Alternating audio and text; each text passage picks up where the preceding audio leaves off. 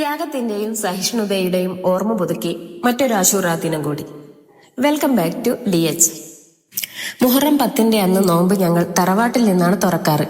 മുഹറം 10 ഉമ്മാന്റെ ഉപ്പാന്റെ ആണ്ട് ദിവസം കൂടിയാണ്. അവിടെ എത്തിയപ്പോൾ എല്ലാവരും നല്ല തിരക്കിലാണ്.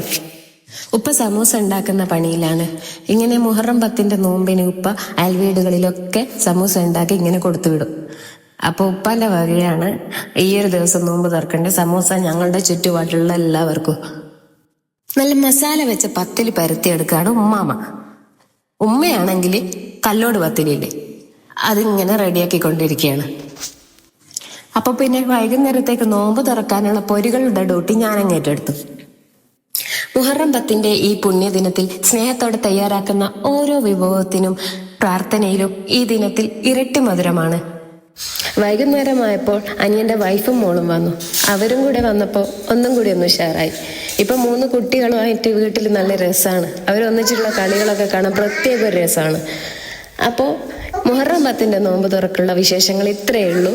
ഇഷ്ടമാവുകയാണെങ്കിൽ ഒന്ന് ഫോളോ ചെയ്ത് കൂടെ കൂടാനും മറക്കല്ലേ. കൂടുതൽ കഥകളും വിശേഷങ്ങളുമായി വീണ്ടും വരാം. Okay, by.